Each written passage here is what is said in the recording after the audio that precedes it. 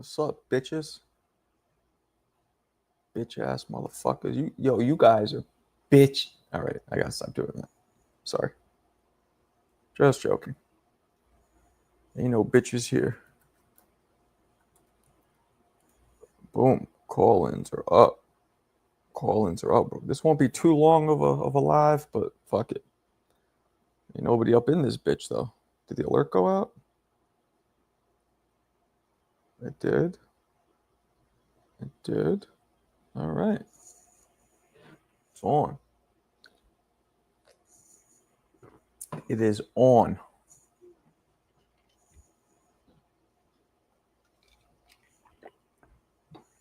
It is on. Like Donkey Kong. All right. What is going on? What is the deal?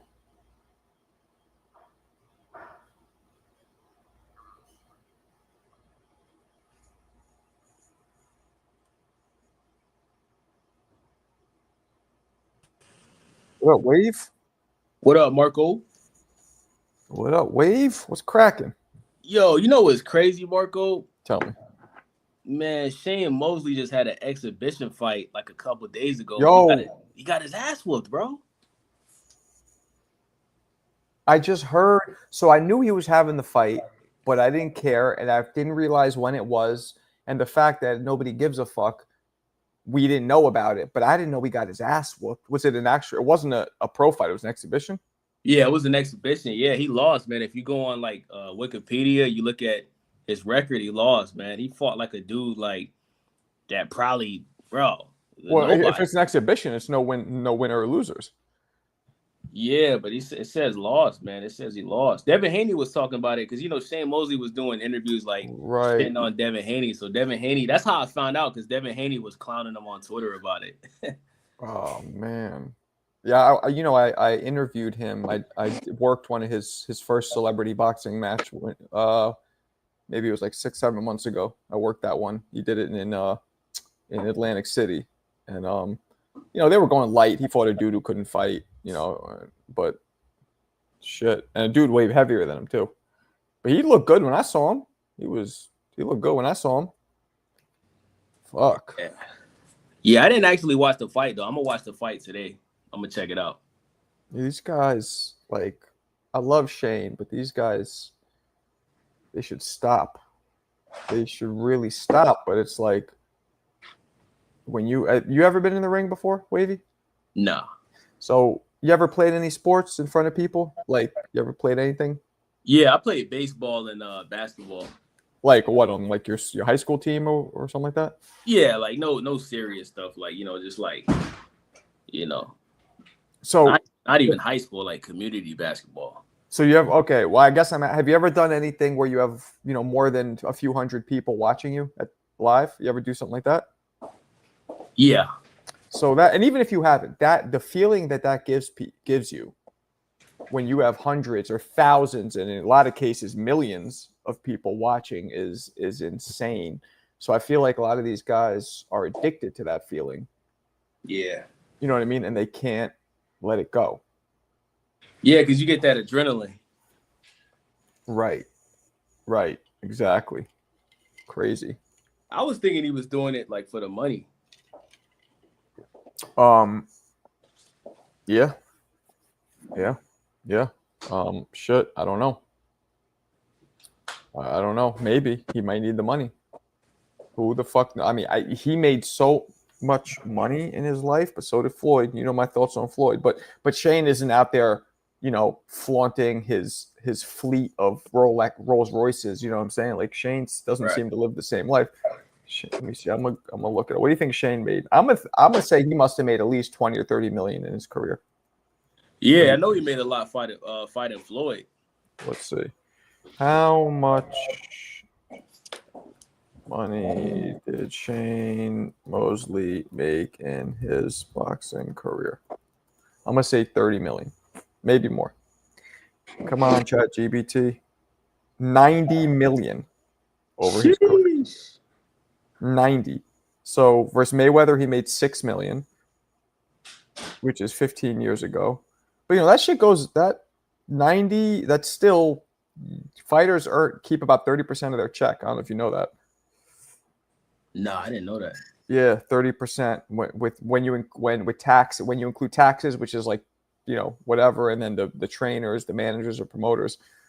So let's say I'm gonna remove 70% of that. So that's still 27 million he should have clean. Damn. Which is a lot of money. But yeah, estimate other financial summaries, 35 million. Yeah, man. Oh, he has endorsements. No Fear and Dolce & Gabbana endorsed him. That's part of the money he made. Oh, that's what's up. Yeah. So his purses were 35 to 40 million, which is kind of what I said. And then extra revenue of pay-per-view and all this shit. So he should have 9. Yeah. So I mean, if he needs money, that's a problem. Yeah. We got a retirement fight this weekend, man. We got Regis Prograis versus Jojo Diaz. What you think about that? Jesus. I mean, are we gonna? I guess we'll watch it. Yeah, I'm gonna watch it. I'm gonna watch it just to watch it. But yeah, man, I think that this should be a retirement fight, man. Especially if Regis can't beat Jojo Diaz, bro, it's over, man. Mm-hmm. It's over. I mean, he should retire. Like he's been a champion. He's I don't know how much money he's made. Maybe not a lot, but he should retire. Yeah, I think he's gonna win this fight though. I'm definitely picking Regis in this fight. Yeah, me too. But who the fuck knows? What's up, CJ, Rob, Michelangelo, Dwayne? Lunchtime, huh? Yeah. Marco, I was in Jojo Diaz's camp a couple years ago. You sparred him? You whooped his ass? I think that's him in the picture here, right? Yeah, it's him with Shakur. Yeah, Michelangelo, you young. Or maybe, I mean, that's an old picture, though, too. That's dope. I did a video on Elijah Pierce's fight. I'm going to drop it. Maybe I'll drop it here first. That dude really doesn't like Stephen Fulton, man. He did an interview with Two-Tone yesterday, talking even worse than he was with you about Stephen Fulton. Yeah, well, that's because Two-Tone probably also like promotes the hatrix. Like, you know what I mean? He wants that dysfunction. Like, yeah, talk more shit. Come on. Yeah, he doesn't like Stephen Fulton. I don't blame him. Stephen Fulton was talking about fighting him in the street. That's stupid. Who do you think will win that fight? Pierce. Fulton's too small. I mean, I know Pierce makes 26, but yeah, I think Pierce hits hard, man. People don't realize. No, it was our 134. Well, Michael, what weight are you? I forget. Sub-Zero? You're 28. Okay. Good age. Fulton talks a lot of shit for a guy that can't punch. Yeah, but excuse me. Some people say Purnell and Floyd, later career Floyd, couldn't punch. They talked a lot of shit. So you only talk shit if you can win. Then you're able to talk that shit. You know what I mean? Where's everybody at? You guys can call in. The link is live. Yeah, I would pick Stephen Fulton to win that fight, man. Oh, no, not me. You know how I think, bro. I'm not all in on. I don't think just because a dude like got, punching power and he knocks people out that just automatically means he's gonna win the fight. That's not how. I don't look at it like that. You're right. You're right. It doesn't. I think Pierce is a good fighter though overall. I think he's a good fighter. Like, yeah, he looked. Here, let me. Maybe I'll wait till a couple more people come in, but I want to play this. I didn't even drop it yet. I'm gonna upload it as soon as I get off with you guys. Finish recording it today. But he's a good fighter, man. He's very talented. He's had his losses, obviously, but Yeah, we'll see. We'll see. He's one of those fighters that's gonna have a hard time getting any big matchups because he's dangerous. Yeah. But he's not really known, so he's not gonna. It's the risk reward is no good. You know what I mean? Yeah, I will say this though. It is a dangerous fight because Stephen Fulton is chinny. He just got dropped in his last fight, even though he still won. He got dropped. So he is chinny. I never understood the Fulton thing, man. I really think it was nationalism. Like when he was fighting Inoue, everybody was like, "I'm telling you, Fulton's the cool boy's the one." Blah blah. And I'm just like watching him, and I'm watching Inoue, and I just didn't understand. Like, what am I? You know why? Because he was on the pound for pound list. That's why. Weird. Yeah, he was undefeated. He was on the pound for pound list. Plus, I had seen him fight, I think, twice up until that point. So I picked him because I didn't know who Inoue was. Never seen him fight. If I would have seen Inoue's fights, I probably wouldn't have. I went, I tell you guys, watch Sparring. People think Sparring is just sparring, but it's not. Watch Sparring because that gives you a whole new dimension of shit that you haven't seen from your favorite fighters or just fighters in general. And I've seen Inoue spar. I've seen him fight. I saw Fulton spar, seen Fulton fight. And I'm like, there is nothing. Oh, shit. There's nothing. See Jizzle. Geronimo. See Geronimo. CJ, man. I ain't gonna call you C Jizzle, man. Jizzle? Fuck all y'all. Oh, no. Okay. Shout out Wavy. Fuck the rest of y'all. Hey, what's up, man? No jizz. Jizzle? First of all, no jizz. I gave you a couple. What did I say? I said C Justice. I said C Jackpot because I'm taking everyone's money. You know what I mean? And that ties in with the rich part. So C Jackpot Rich. I'm working on it. I'm working on it, champ. But okay, whatever. First of all, I want to say that me and Mo, I can't speak for Mo, but I find your the title of the stream time cyst, if you will, because it's not afternoon on the west, it's still morning over here. So you're being discriminating based on time zone. And in 15 I'm just fucking with you, champ. Word. 15 more minutes, I won't be. What are we talking about? We're talking about Stephen Fulton when he fought Inoue. I didn't understand, and I think it was nationalism. I think all of us Americans were on some American shit. Like we want because there's nothing. If you watch them fight, and you guys all know boxing, nobody with a boxing brain, an active neuron firing boxing brain, could think that man could beat Inoue, like based on what you see between the two of them. But people, but like Wavy said before that, when that was kind of like to a lot of Americans, Inoue's coming out party, because he was fighting the American, so we were watching that shit. So we just weren't familiar with him. But no, I agree with you in retrospect. I didn't get it, but then it's so much so where I'm like, yo, this guy must be the truth, because everybody's like, yo, you don't know Fulton, he's the one, he's this, he's that. I'm like, all right, let's see.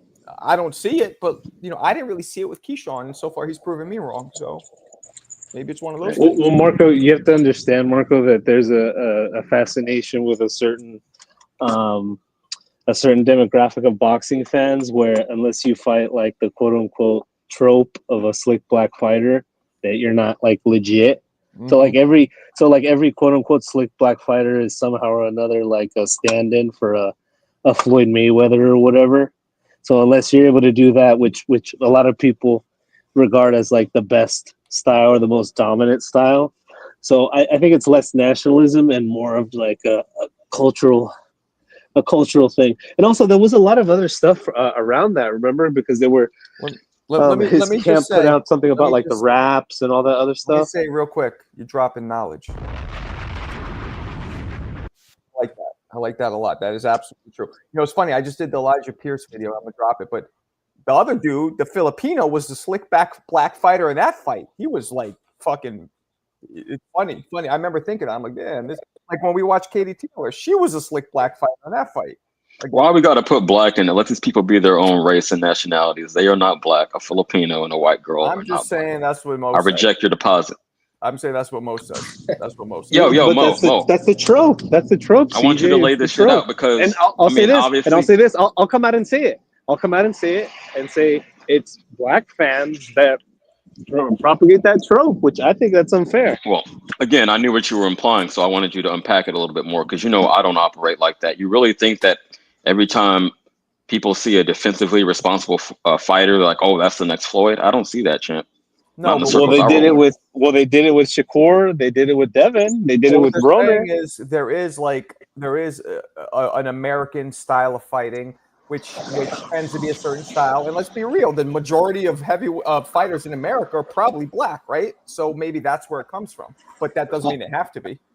I will say that I wouldn't characterize the Floyd, whatever quote unquote slick black fighter style, to be the American style. I would categorize the American style to be more of like a boxer puncher style. Like when I think of a textbook American style fighter, I think of Marvin Hagler. Like everything's moving, feints, this fighter, in and out. He's like a tough Mexican to me.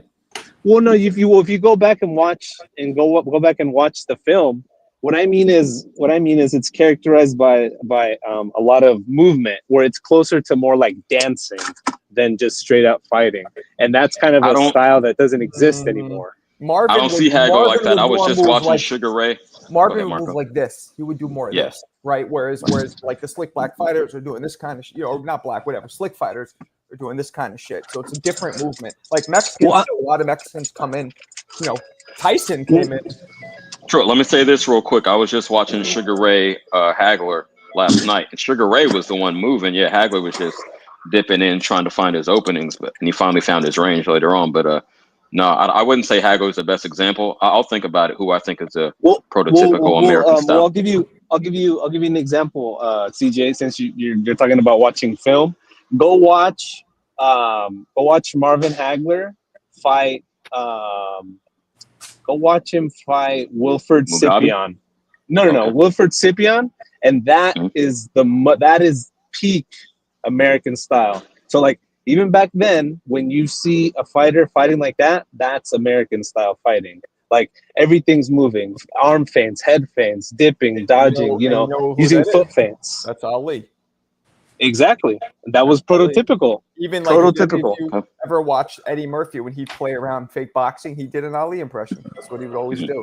Like when he fought Della Reese in Harlem Nights, he's like, "Oh, you want to fight?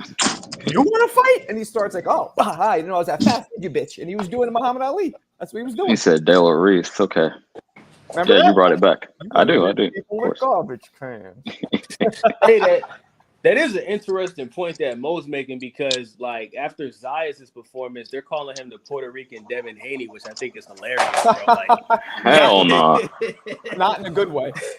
Yeah, but I was watching it, and Zayas he was running around, hugging, like that is what Devin Haney tends to do. So I definitely get the comparison.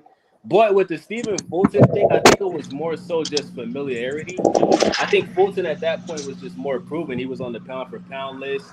People know who he is.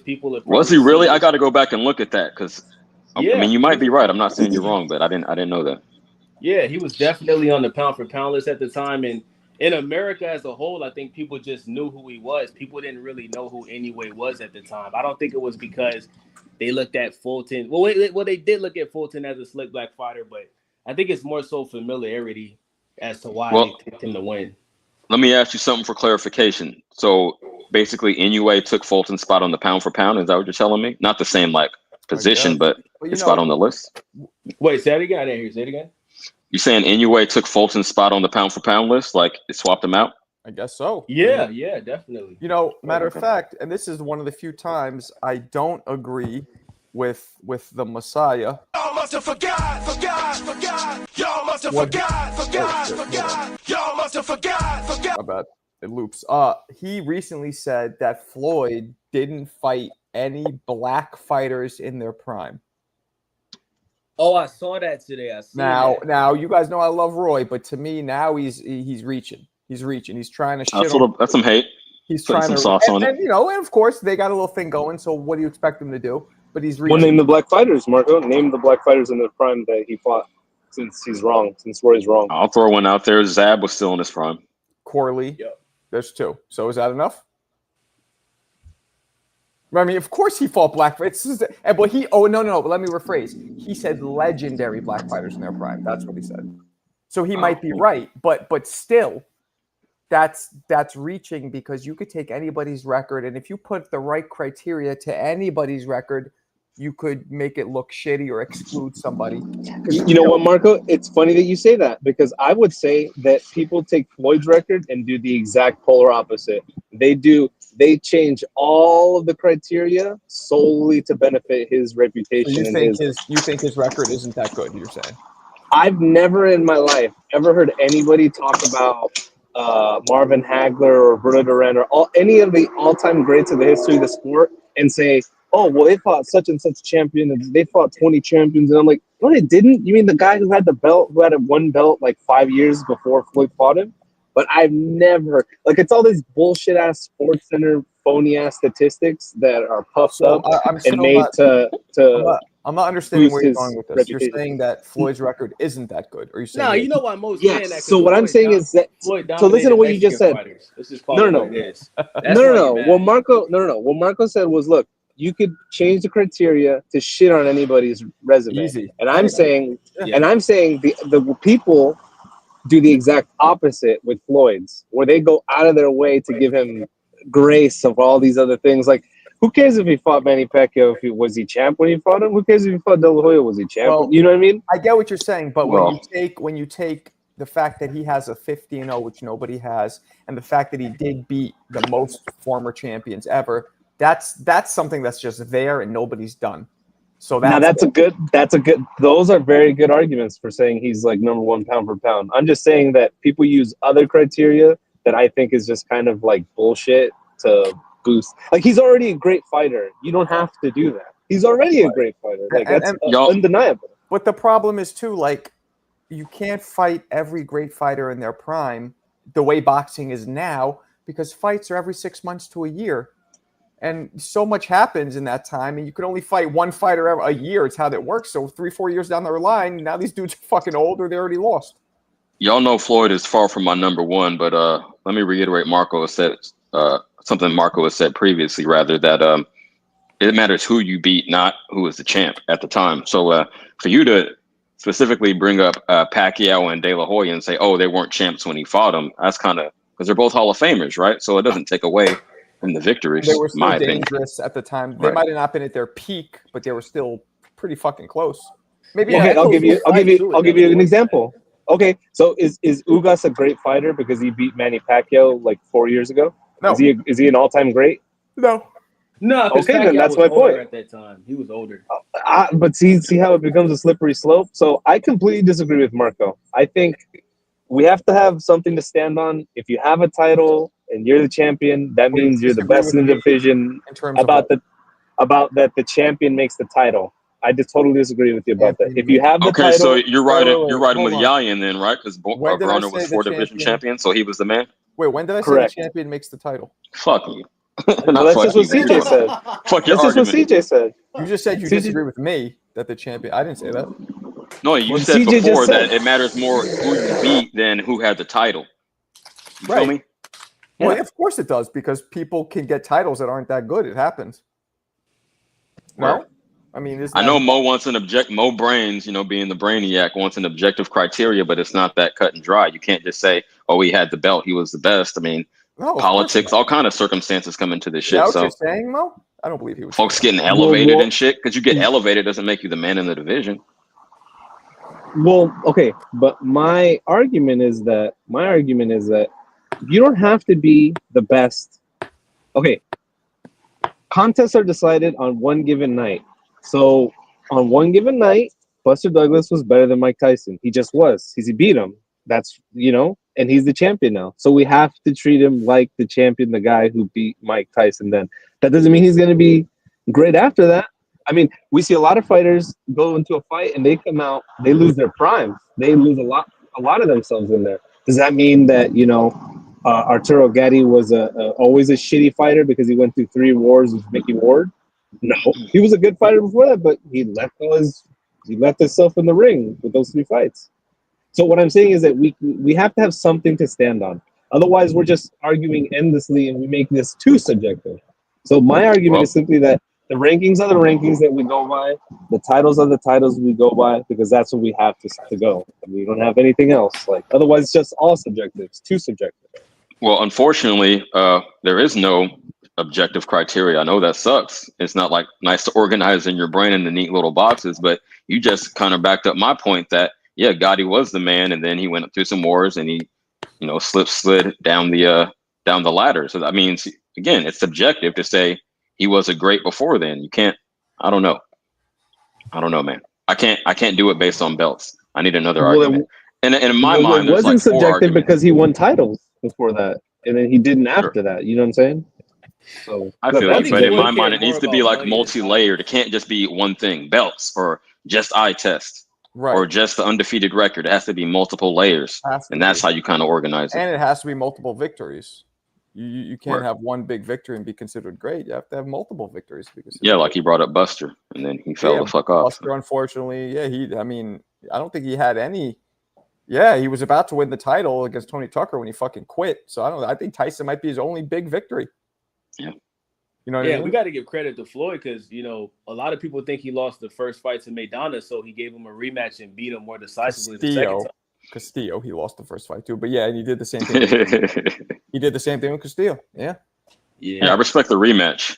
I mean, you can't argue the results, what you saw on the first night, but at least say, oh, people think he beat me. Okay, I'm going to go in there and put on a masterclass. That's what I'm saying. I do respect that. And look at Devin Haney. People think he lost to Lomachenko. He didn't rematch. No, look at Tank. After Tank fought Pitbull, Tank goes, I'm not fighting him again. Yep. And the Roach rematch is in jeopardy too. So that's not happening. Yeah, that's done. Yeah, that's dead. I agree with Marco. That's at this point, it's not happening, bro. Well, we all knew Tank was, a foot out the door, the whole leg out the door. So hey guys, sorry, I just have to ask: is there real quick, like a lot of background noise for me? Not to cut you off, but you're good. A little bit of some cars driving by, not a big deal. Tank had 1 foot out the door and a foot up a bitch's ass. Y'all got it. Yo, we could even say Canelo. Canelo lost to Bivol and didn't do the rematch. That wasn't going to happen. I mean, it wasn't close. It wasn't a close fight. But, sure. I mean, well, remember, Bivol said he would give him the rematch, but he would only give it to him at 168 for his titles, and that's why Canelo was like, "Whoa!" He was like, "Nah." That's fair. I think that's fair. That's hella fair. He beat him decisively the first time, and he's willing to shrink down. A bigger man willing to shrink down to meet you where you're at. Since people say, Canelo dared to be great, going up to 175 again. Okay, I'll shrink down to your weight. Yep. Yeah, that's more than fair. And plus, once you win, Canelo can't be acting like, "Oh, I'm still the A side." Nah, you lost. Well, you could still be the A side even if you lose, unfortunately. Financially, to the same fighter. I mean, that one's borderline because Canelo has so much more of a proven track record. But yeah, I see your point. No, Canelo's a way bigger draw than Bivol. I don't care if Bivol beats him 4 times in a row. Canelo still be a bigger draw. Yeah, that's a fact. That's a fact. Draw. Yeah. So, and then that's what the A side is, unfortunately. I suppose. Yeah. Yeah, that's gangster though. He said he would come. I didn't even know that. He said he would come down to 168 and take all the belts. Yeah, that was right after their first fight, and Canelo's like, "Nope." That's savage, bro. He knew he bit off more than he could chew. He just got all gassed after beating Kovalev. He got mad. He got fucking high octane, gassed up. Yep. Depends who you fight. It all depends who it is. And I don't know if you know this, Marco, but there were a lot of high-profile people, like one Mr. Theodore Atlas with his big podcast. He spent years ranting about how Canelo's not a great fighter and saying he's either got to beat Bivol or better Beav. Why'd you call him Theodore? I was just kidding. I was just joking around. His name's Teddy. I don't. His name is Theodore. Yeah. It's named after his father. Yeah, but yeah, I remember seeing that like 4 years ago or 5 years ago, and I was like, no, Canelo would never fight those guys. They're too fucking big. And I mean, at least he tried, right? So there was definitely people, pressuring. At least somebody, put that out there. I'm sure the fans were pressing for that fight too. Teddy Atlas. Yeah. Like Teddy Roosevelt, right? Theodore. There you go. Yeah, I think most Teddys are Theodores. Or Theo. Theo's also Theodore, right? Right. Yeah, Teddy Atlas kind of annoys me. I've said this before. He's like one of those people who just likes to hear himself talk. You know what I mean? Well, he's like the new Larry Merchant, and I love him. I think he's great, dude. We need more Teddy Atlases. You're going to be a Teddy Atlas in 20 years too, Marco. No, I'm not going to talk that. It comes with age. Yeah, I don't think he's that long-winded, but He's also But crazy. he's just an old man, man. He's a grandpa. That's what grandpas do, bro. Watch him 20 years ago when he wasn't a grandpa. Same shit. Same. He tried to fucking kill Donnie Lalonde. Was waiting in Donnie Lalonde's, and I know Donnie Lalonde. He told me this to my face personally. Donnie Lalonde got the fight. So Atlas trained Donnie Lalonde for a few years. Then they separate. A year after they separate, they stop working with each other. Lalonde gets the Sugar Ray Leonard fight, which is a $4 million payday in 1988. So, which is probably double that now, right? Maybe even more. At least. A lot of money. So Atlas hears about this, gets so angry that he's not a part of his camp so he can get his percentage, that he goes to Lalonde's house apartment with a fucking gun, waiting in his little lobby for Lalonde to come home in New York. Lalonde, fortunately, Lalonde didn't come home, and then Atlas left. Now, this is all written in Atlas's book, right? Atlas literally tells us this out of his own words. I don't know. Now, he strikes me as the kind of guy who would exaggerate, personally. Maybe he had a gun on him. Maybe he was thinking to it's probably a little bit of a mix. So he maybe had a gun in his pocket or a blank or something, and he was going to use to scare him, but he was going to fucking kill him. Come on. Remember he shot a gun in Mike Tyson's face to scare him? Maybe he would have done some shit like that. He was going to kill him. Come on. But that's the kind of shit that he talks about. And either way, if that's true, you're a fucking psycho. And if it's not true and you're lying, you're still a self-absorbed narcissist to be trying to tell people this shit to make them think you're this crazy. Either way, what are you doing? Yeah, that's Marco, tell us how you really feel. Nah, that's fucked up. And they weren't even working together. They had separated for a year. That's like an ex-girlfriend. That's like the adjust girl coming and being like, "Yo, what the fuck you doing with this girl now?" That's a little different because girls are crazy. But yeah, she tried to pull back up. I wasn't having it. But I feel you. I'll bet she did. You got that shit sprung like a catapult. All right, Mills Lane. Oh, I don't think this is the real Mills Lane. How long have you been going live on YouTube? A couple years now, I guess. Right? A couple years, consistently off the couch for 6 months, maybe. Off the couch. Yeah, remember I was on the couch at first. I do when I first tapped in. Yeah. You were around when you first came in. I was on the couch, right? At the tail end, yeah. Yeah, I was on the couch and I stopped. This is better. This still isn't I look at guys like Johnny or even round one's background looks mad professional. I don't know. I kind of like this. I like this better, but whatever. You might want to invest a little bit. It couldn't hurt. My next ex-wife said Johnny's setup looked dope, so I was like, okay, noted. Yeah, I mean, but if you look at all they do is they just have neon lights behind them. That lighting is a good effect. It just looks clean, It looks. I guess professional. No, I guess it's not. I wouldn't want that. Even if I had somebody come in here for free, it's yo, I'll hook up how you want it. I wouldn't want to do a neon thing anyway. But I don't know. Those lights thing, that's a trendy thing because even the streamers on Twitch and TikTok, they all got that light set up. At nighttime, you'll always see all those lights in the background. I feel that's what they're doing these days. Right. Hey, that's what I'm about to do. I'll be real. That's how I'm about to set my shit up. But I feel like that takes off the attention off me, and now you're looking around me. You know how many times I'm looking at round ones he has a fucking piece of meat with boxing gloves? I'm not even looking at him. I'm watching the meat with boxing gloves throw punches. Yeah. I don't know. Well, again, from a casual perspective, next ex-wife said some of these dudes I'm not saying you or Johnny, but I watch a lot of boxing channels. So she said some of these dudes, their voice is very dry and monotone. So they're not dynamic enough to engage. So the background helps you keep, focused on the screen, I guess. That's what you got. You got guys. I feel like I'm in the middle. You got guys who are either super dry or you got guys who are fucking screaming and cursing all the time. Right. I agree with that. Yeah. And there's very few in the middle. The guys who scream and curse probably make the most money. So maybe I should. I know which sucks, but I should start screaming. Marco, the lighting is all about just the production. It just makes you look better. So using a ring light, which blasts light on your face, gets rid of a lot of wrinkles and shade and stuff like that. So it makes you look better, makes you look younger and stuff. And also the angle that you have your camera. For instance, if you look at all those other guys, they have their angle pointed downwards, so it's more flattering on them. Whereas yours, you might have told me that before, but okay, look. Yeah. You got me this shit. Check this out. How dope is this? She got me a desk that rises. See it? Yeah, It's yeah. rising, No. I mean, all right, it's so cool. now I think it's fine. you're telling me that this is that much better?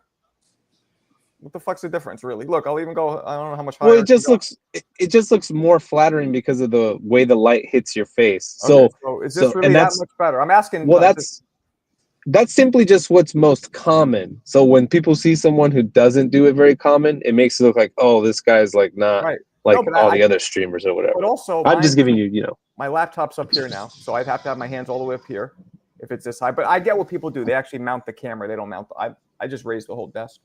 Right. Yeah, I think that more than anything else is what it's not the background or any of the other shit. It's that really that stands out the most. Johnny's here. Johnny, why don't you jump Johnny in? pulled up. Why don't you jump in, you fucking punk ass Boricua? Punk ass fucking Bushwick punk, motherfucking punk. Herb. Well, let me use some CJ lingo. Mark ass trick buster. No, I might say somebody is Bootsy back in the '90s, but that's some LA shit you're on. No, Johnny, we're saying that your background is nice. You got all the fucking neon lights and shit. It's dark. I don't like it dark. Like he has it dark. Round one has it dark. I don't like it dark for some reason. Maybe that looks cool and like chill and loungy feeling. For me though, I don't like dark. I wouldn't want dark behind me. Oh, that's racist. Said I'm going to the ATM at night. I don't want dark behind me. I see you, Marco. Word. Yeah, Johnny, that's his man cave. Couch. Yeah, no. Couch was terrible. I mean, I updated that on purpose. Oh, who'd we lose? Wait. Yo, Joe is wilding in the chat. But you want to jump in, Johnny? The link's there. Don't be a bitch ass punk. Oh, Marco, I had a question. I wanted to ask you about something. So stay with me here. So I don't know if you saw, but there's been like a viral clip that Devin Haney posted online of them working on the strength and conditioning shit. There's people clowning on him like, oh, he's getting ready to run track and fields because he's doing like these weird kind of hurdle jump drills or anything like that. So my question for you is this. I see that as a fan.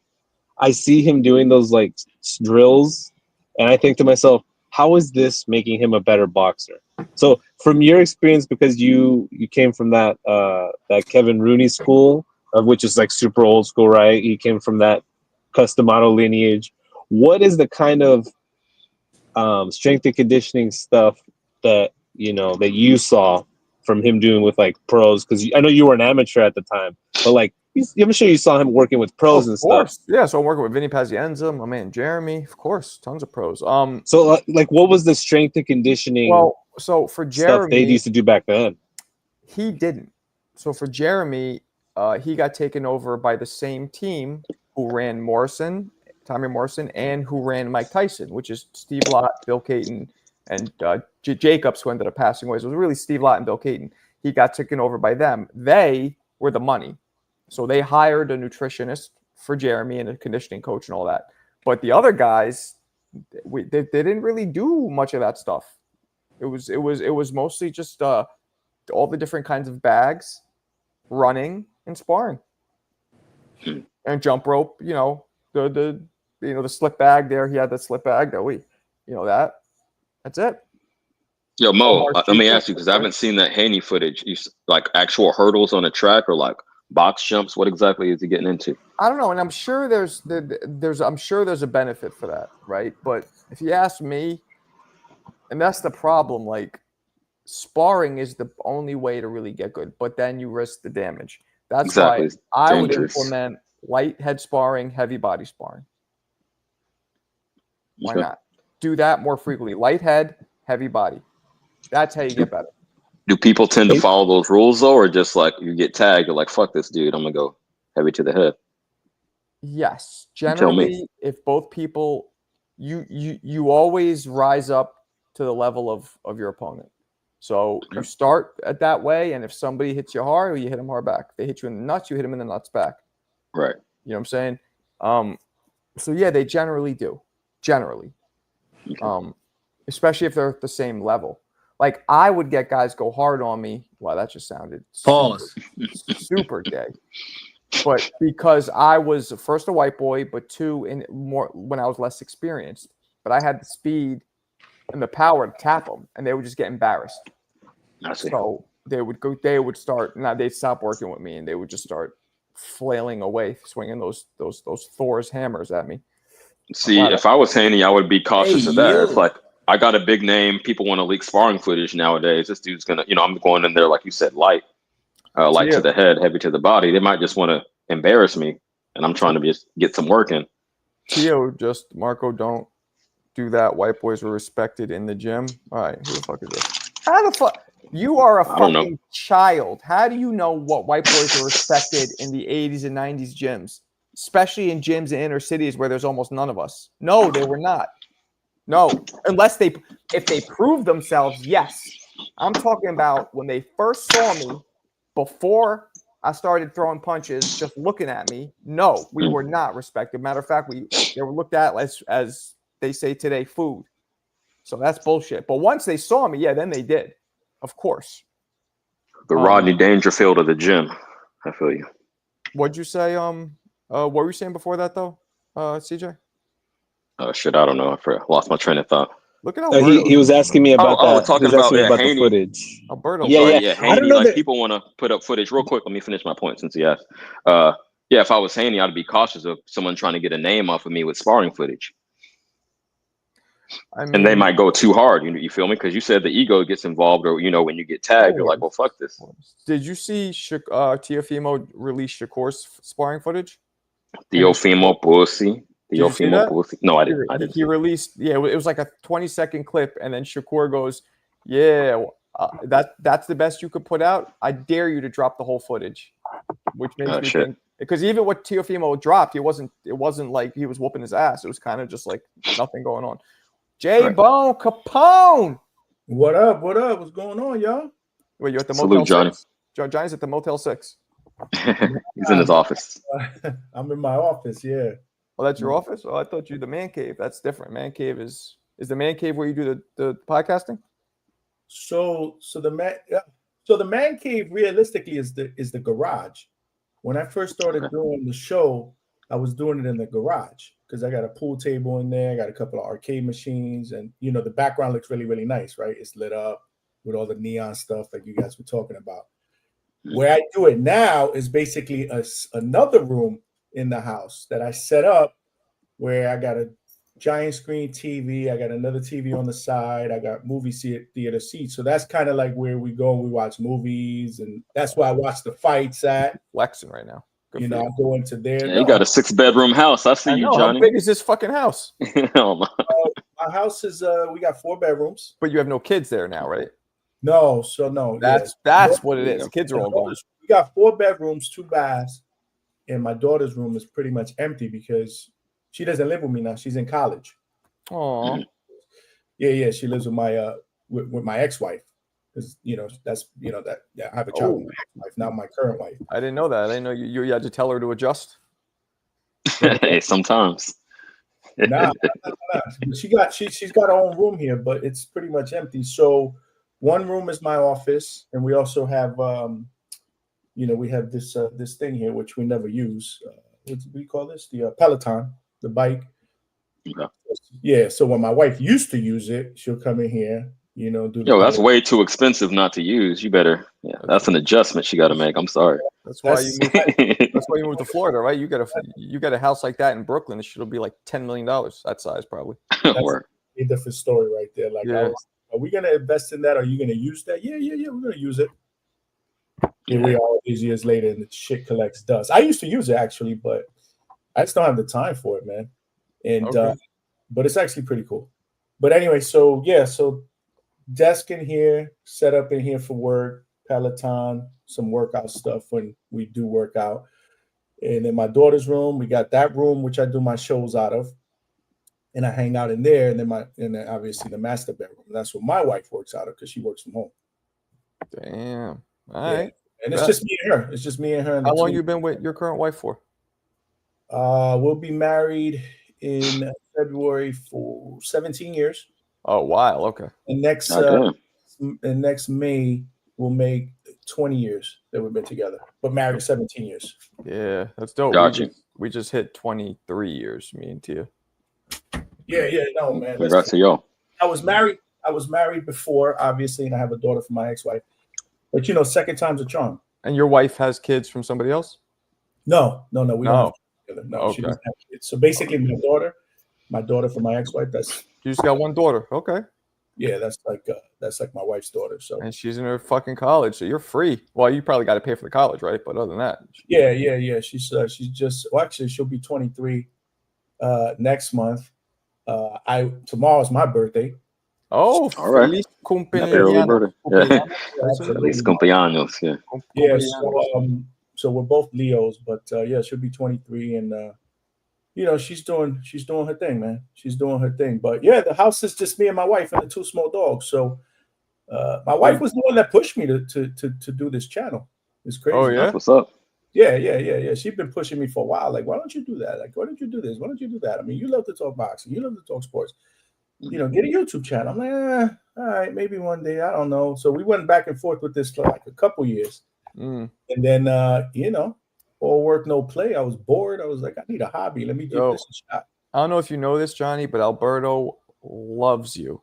Like, fucking loves you. Like, straight. I'm not even trying to be funny. Bro, but there's a lot of people that love me, man. Alberto loves you in that special kind of way, Johnny. He loves me. Who's on with you? Is that Stay Wavy? That's Wavy. Yep. Wavy was good. CJ, and of course the Jizza. We call him. Whoa, that just sounded bad. Nah, the genius, Mo Brain. We don't do that. That just sounded bad. The Yo, Johnny, real quick. I like to think CJ. I got you. I like this thing. Wavy loves me. Who you got? Mo. I think Mo loves me. I mean, yeah, I rock with Johnny heavy. Y'all know that. Alberto really loves you. I try not to. I support both channels equally, or at least I try to. Where some people just find their favorite and hey, whatever they want to do. But Johnny, I wanted to ask you a real quick question because you mentioned the house. You said both you and your wife work from home. Yeah.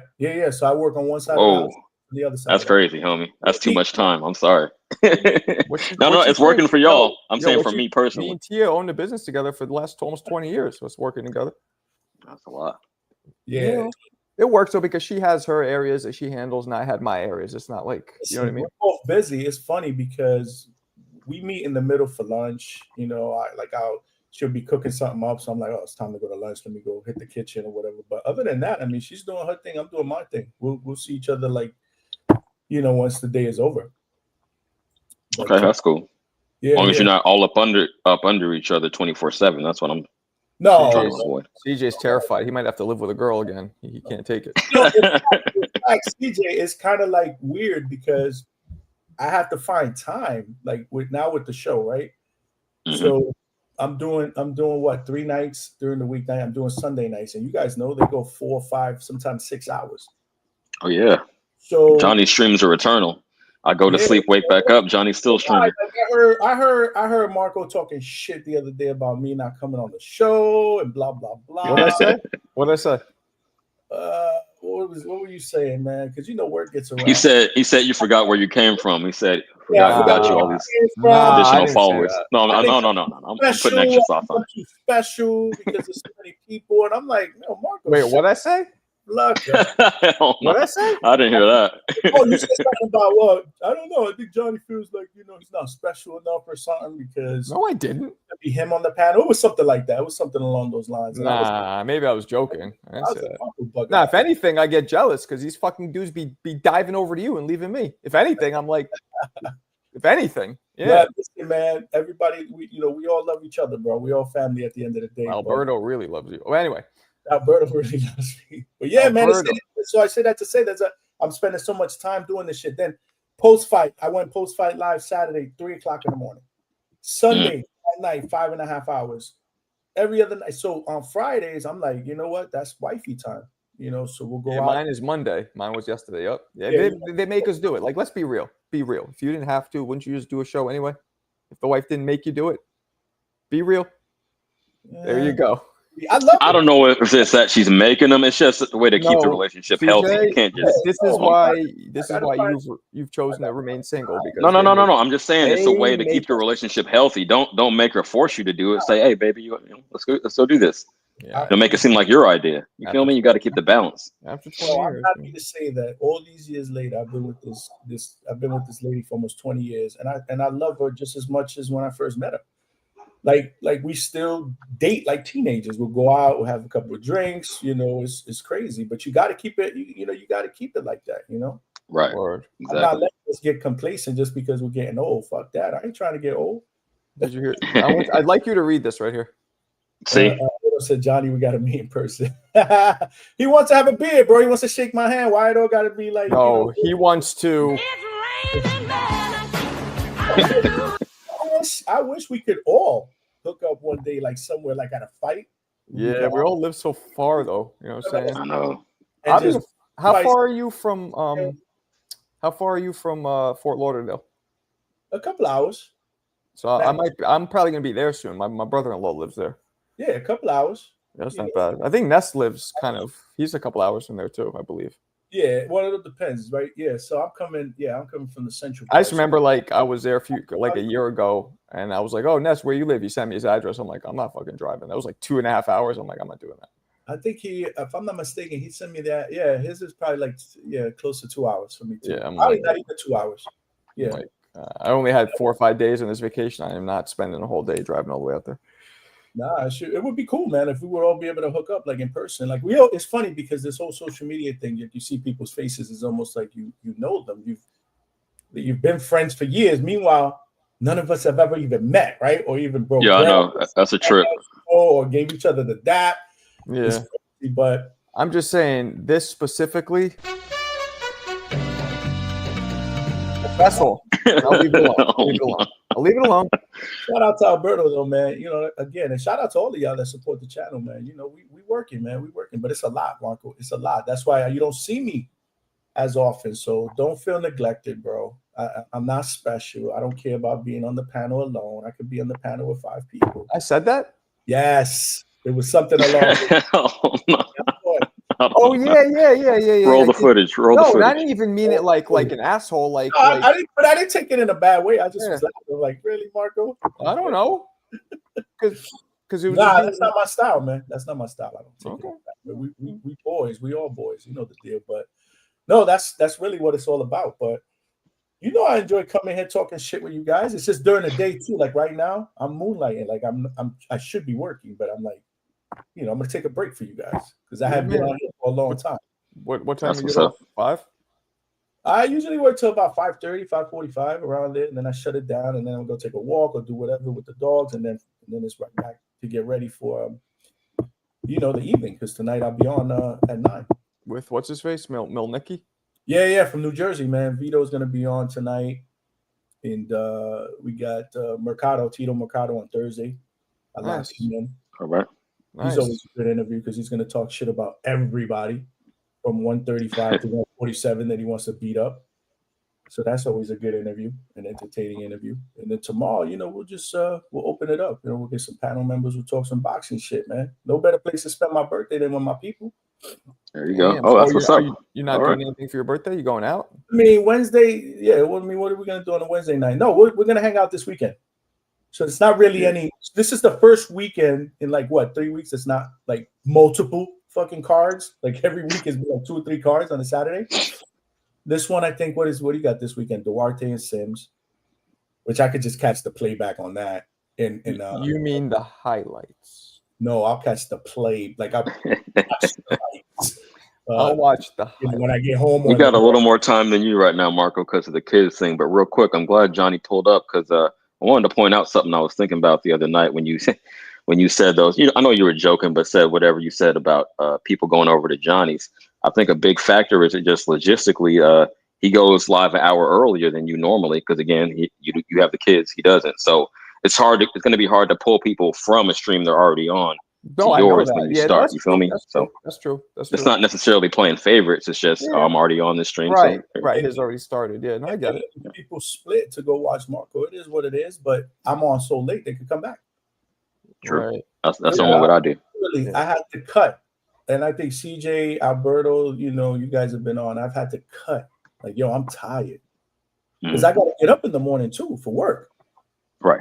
So I'm just my thought process is, damn, at least let me get a good 4 hours sleep 4.5 hours. Fuck sleep. that. I need Damn, homie, at your age, hey, salute to you. That's rough. Let me tell you something. My preference is at least 5 hours. I'm good. I'm good with 5 hours. What? Anything more than I'm 5 at hours, 6. Yeah. Yo, Mita, you don't sleep more than 5 hours? No. On average. I can. What do you sleep on average? On average? Well, now lately, 5 hours, 5.5 hours. But And you're not. Let's say I sleep in on Saturday, I'll do about 6 hours, 6.5 hours. Damn, kid. He said that's sleeping in. Okay. I'm 8 or 9. I'm 8 to 9 minimum. It depends. We go out. Too much. Let's say we go out somewhere, right, to some festival or whatever, because that's what we like to do. We like to find shit like that out here, right? That's what we're probably going to do the weekend. So I'll celebrate during the weekend. It's like a festival in Orlando, a nice spot where they got a live band and food and drinks. So we do shit like that.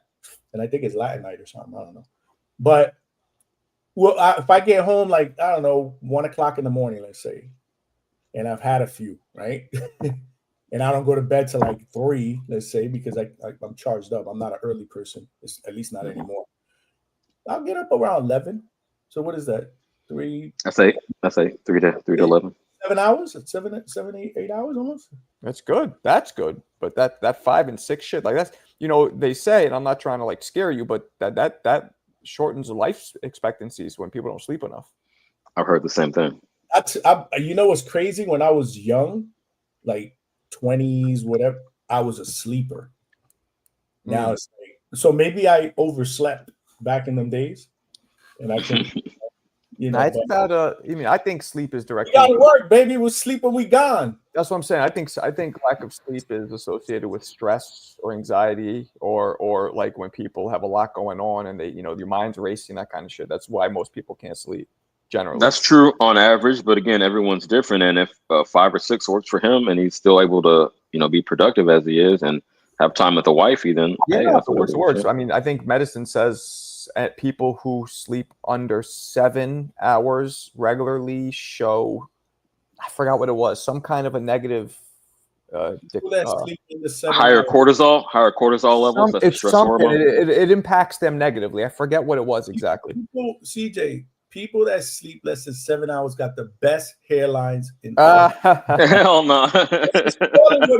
You're saying I slept it away, Johnny? I slept it all away? Bro, this is why this guy sleeping 8-9 hours. That shit was just disappearing. That shit's like just piecing out, like we're out.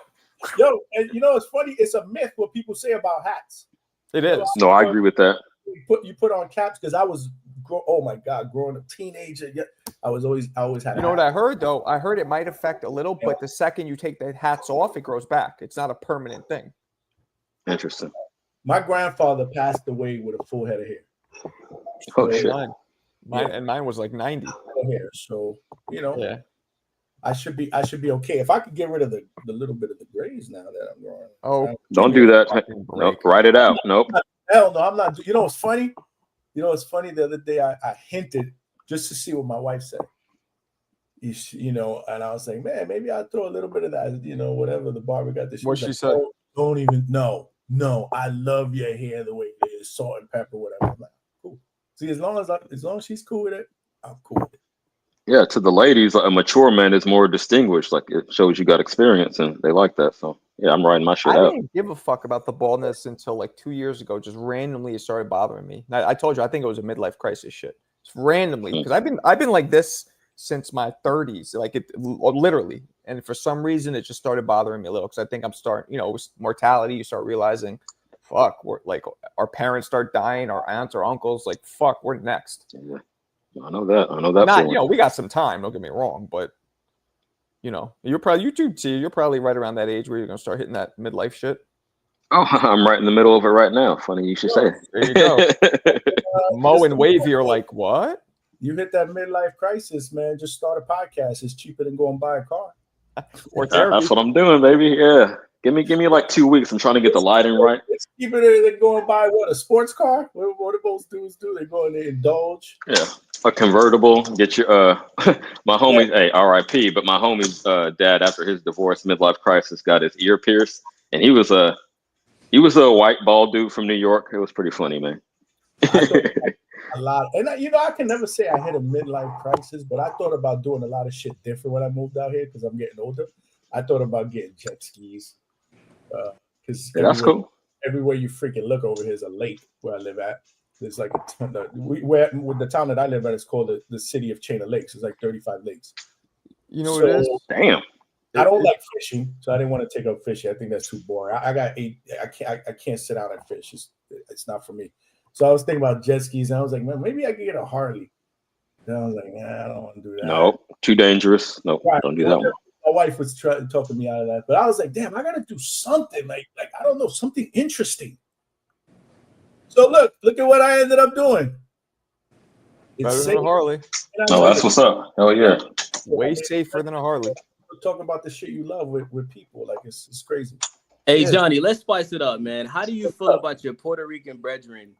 They saying that Xander Zayas is the Puerto Rican Devin Haney. No, I've been hearing some shit about your channel, Johnny. Who said that? Wavy or Mo? Yeah, I was talking the whole time, but it wasn't working, so I had to come in and come back. Come back in. My bad, bro. No, you know what's funny? I saw that. I saw that in the chat. I saw that in other people's chats. I saw that, and I addressed that the other day. And I'm like, yo, if people are saying it as a negative thing, like, to me, that's crazy. Like, it's definitely negative. Right, and I know why. I don't know exactly why, which is crazy. But my thing is, there are worse people to be compared to. I hope that Xander Zayas is able to carve out a career that Devin Haney has so far. It's like, I'm gonna be undisputed. I would take it that way. I would spin it. Oh, I'm gonna be undisputed champion, multiple division champion. I'll take that. Youngest undisputed, right? Wasn't he the youngest in the 4-belt era? In the 4-belt, yeah. It's multiple multiple divisions. Looking to become a champion in a 3rd division at what, 26, 27 years old, whatever he is. Mm-hmm. Like, he's a future he's on his way to the Hall of Fame. Like, so I think that's stupid, the comparison. Yeah. But I know why they're saying it. I know exactly why they're saying it. Yeah, I think Zayas, he did very well. Up until round 5, I did see him moving around the ring. He was hugging a lot, but I mean, he's only 22 years old. He still has a lot of room to improve. He's a baby. He's a regular world champion, and you know what's happened to other fighters once they got a strap. I mean, look at Fundora. Look at Brian Norman. Facts. The confidence goes through the roof now because you're no longer hunting. You're being hunted. They say it's harder to stay on the mountaintop. So you give him some time. His boxing skills. The problem with Xander Zayas, I believe that why the criticism that he gets is because they're comparing him to the other great Puerto Rican champions. Right, like Miguel Cotto. Realistically, he's just not that guy. He's a boxer. Right. Those Puerto Rican fighters are known for the monstrous left hook. Right. The ability to fight in the pocket. Trinidad, Cotto, Wilfredo Gomez, Wilfredo Benitez. Actually, Marco, you might be able to, because I was thinking about this the other day. Benitez was more of a boxer too. Yeah. Most definitely. But he can punch. Then you got Camacho, who was just broke the mold in every way. Camacho was more of a boxer too, right? But Camacho was technically from Harlem. Well, Johnny, I'm pretty sure he grew up. He was born and raised in Puerto Rico until he was like 3 or 4, then moved. But I feel like Puerto Ricans from the island adapted him more later or when he was retired. Like during his heyday, when he didn't. I don't feel like they adapted him the way they did after he retired. Really? Oh, I thought they did because he was actually born there. Even though he grew up in New York, the fact that he was born there made them feel like, nah, he was born here. He's one of us. I remember it was almost like, almost like the Oscar De La Hoya. I remember that. I did a video on it, but I remember during one of his fights, HBO used to like do a little segment going to people's, and they went to Harlem. They showed him. I remember seeing that then, and he was so flashy and flamboyant, smiling, kissing 13-year-old girls on the lips, like whatever. A lot of Puerto Rican. I'm not. You think I'm gonna play it? This video got. Don't do that. I don't need to see that. He was out there, but I think a lot of the old-fashioned, old school from the islands, like they look down on that. They want you humble. They want their stars, at least the way it was back in the days. They want their stars humble. You guys understand what I'm saying? Oh, I see. Yeah. Like a cultural thing. Like for example, Xander's very, very humble. So I see the entire freaking island just surrounding themselves around the time. And it'll be a true. We'll see if he gets this title defense in Puerto Rico, like they're saying in December, if it happens. But that's what I think is the issue. Stay wavy, and he's just not that type of fighter. Right. Sure. I totally get what you mean. Yeah, I can't speak to the Puerto Rican, like if you're born in the country and then come to America, or if you born in America. I'll let the Mexicans, Puerto Ricans speak on that. But that's interesting because I guess I got a messed up perception with the Puerto Ricans nowadays. Let me check real quick. This might have been this I believe nowadays. This is my first million view video ever. I believe is this one, the first one I ever hit. I don't want to see any little girls getting kissed, as long as you can promise me that. Yeah, don't play that, Marco. Hector Camacho from the Spanish Harlem section out of my hometown in Manhattan. Damn. Hector Macho Camacho was a legend. He was hip hop before hip hop, wearing flashy gold chains, driving nice cars, and having all the honeys around him. With 7 victories and only 6 defeats, Hector had a grand. Macho had some of the fastest hands to ever lace up a pair of gloves. Macho could also crack because he brought many knockouts with those blazing fists. Known for his famous speed uppercuts, Macho would entertain the masses while knocking everybody out and put together combinations that have been seen very rarely in the entire history of the sport. Hector's also the only man to ever knock out Sugar Ray Leonard. Even though Ray was aging, it was still a feat unmatched. This Boricua's angle, speed, and flash made him a legend in boxing, ranking amongst the greatest Puerto Ricans to ever do it. What fighters do you guys think had faster hands than Macho? Tell me in the comments. So you guys could see how my style's different then. That was one of my first. You changed. Okay. That was a good video, man. Thank you. 0 to 100 real quick, man. Yeah, right. Yeah. That video was my first million view video. That one was Macho. But I remember. So what made me think of it was the clip where he was kissing the girls, and I remember that was from an HBO segment right before one of his fights where they followed him to Spanish Harlem, and I remember seeing that live in 83 or 84. I'm like a fucking kid, but my pops loved boxing, so whenever he was around, it would come on. I grew up in that era. I actually met him. I was 10 years old, and I met him in the airport. Oh, word? Which one? What, JFK or some shit? In Puerto Rico. It was right after he won his first world title against that's dope. He was real personable, right? Oh, yeah. I shook his hand. I remember I don't remember if it was a napkin or something. I ended up getting his autograph. I gave it to my father. I don't know what the hell happened. Dope. And those you guys know me. I used to spar his son, Junior. Junior? Yeah, when I was active, early 2000s. I mean, only a few times when I was active. Yeah. He was amazing, man. He was flamboyant. That reminds me of when I grew up loving boxing, that era. But Xander's different, man. He's just different, but he's polished. I don't know if you guys heard, I said it on my show the other day. I mean, boxing fans are more about the slam dunk, right? You know, so instead of looking at him like a Shaquille O'Neal, right? Look at him as a Tim Duncan. Yeah. Really sound, who has a good skill set, but is still able to win. Like Tim Duncan wasn't flashy, but look how many titles he won. He goes down as one of the best players in NBA history. So that's my comparison. Hopefully down the road to be able to compare, carve out a career that we can say is more like Tim Duncan instead of Shaq that just Xander destroyed everybody. Yeah, Mr. Fundamental. I disagree, Johnny. I disagree with you. Hit him. Let's go. Johnny, well, I'll say a couple of things. You really did hit the nail on the head. When I saw from Xander Zayas, the first 6 rounds of that fight was really, really special. And it did remind me of those, he had more rhythm to his style. He was more loose. When in his previous fights I've seen him, he's a lot more stiff. He's a lot more rigid. I don't know, this ugly American style that's popular now. But this fight, he reminded me of those old Mo came in biased today. Like Wilfred Benitez. Exactly, you hit the nail on the head. It was beautiful. He was boxing beautifully. He was slipping punches. He had this great rhythm. He was countering. He was doing great. I think really what boils down to is I saw in the latter half of that fight a certain lack of confidence in his own self and his own abilities, where if he'd have stuck to that, what he was doing, I think he would have knocked that dude out, or if not, would have put on an incredible show. But I do think, I'll say this. I'll say those first 6 rounds I saw from Xander Zayas impressed me way more than anything I've ever seen Devin Haney do. And I think considering he's 22, I think the exact opposite. I think he has the goods, as long as he keeps progressing and getting better and better, to be a Shaq. And I think he could really get guys out of there. If he's able to really put the pressure on and put his punches together, you know, he might not be like a one-punch knockout artist, but he could definitely get those guys out of there. I don't know, Mo. Let me respond quickly, and I'll let Johnny reply. I just wasn't impressed with the performance, champ. It was just very underwhelming based on what I thought his ability was and how I saw him execute. Hey, shout out to him for being a young ass champion. So not taking any credit from him, but it wasn't special to me. Not yet.